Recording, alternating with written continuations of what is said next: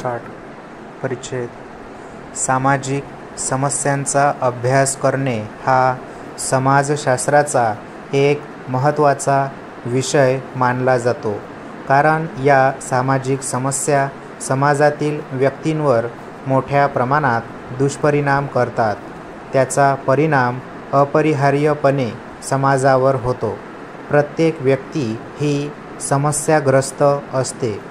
जगातील कोणतीही व्यक्ती समस्यापासून मुक्त नाही. व्यक्तीपुढे कोणती ना कोणती समस्या असते आणि व्यक्ती ती समस्या सोडविण्याच्या दृष्टीने प्रयत्नशील असते. मुळातच सामाजिक समस्या या मानवनिर्मित आहेत. त्याचे बरे वाईट परिणाम शेवटी मानवी समाजालाच भोगावे लागतात.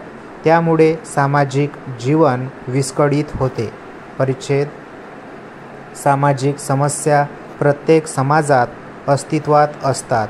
समाजातील लोक सामुदायिक पातळीवर त्या समस्यांचे निवारण करण्याचे प्रयत्न करतात. प्रत्येक काळात सामाजिक समस्या असतात. प्राचीन काळात सामाजिक समस्या होत्या, त्याचप्रमाणे आधुनिक समाजात सुद्धा आढळतात. परंतु प्राचीन काळातील समस्या आज असतीलच असे नाही. बदलत्या सामाजिक, सांस्कृतिक, आर्थिक, राजकीय परिस्थितीनुसार नवीन समस्या निर्माण होतात. 19व्या शतकात बालविवाह, सतीप्रथा, अस्पृश्यता, केशवपण, विधवा विवाह इत्यादी समस्या होता. मात्र अलीकडे या समस्या आढळून येत नाहीत.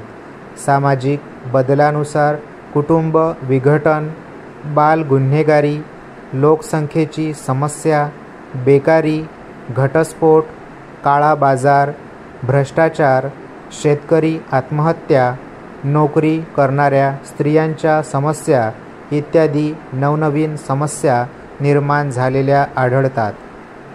परिच्छेद. भारतातील सामाजिक समस्यांचा विचार करणे हे आधुनिक काळात अगत्याचे झालेले आहे, कारण भारतातील सामाजिक प्रश्न दिवसेंदिवस अधिक गंभीर होत आहेत. या समस्या मानवनिर्मित असतात. भारतातील बहुतांशी समस्या भारताच्या गुंतागुंतीच्या समाजरचनेमुळेच निर्माण झालेल्या दिसून येतात. मानवी समाजाइतक्याच त्या प्राचीन आहेत. मानवी समाजाच्या प्रत्येक कालखंडात त्यांचे अस्तित्व दिसून येते. या संदर्भात भारतीय समाजव्यवस्थेचा विचार केला तर प्रत्येक कालखंडात निरनिराळ्या स्वरूपाच्या समस्यांचे अस्तित्व दिसून येते.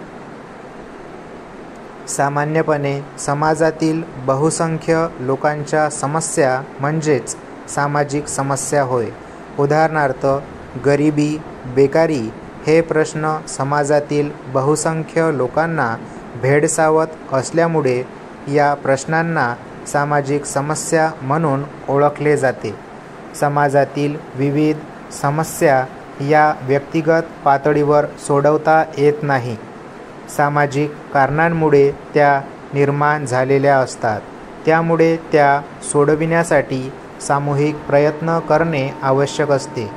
सामूहिक क्रियेच्या माध्यमातून समस्या सोडविण्यासंदर्भात प्रयत्न झाल्यास ती समस्या सोडविणे सहज शक्य होते. स्टॉप.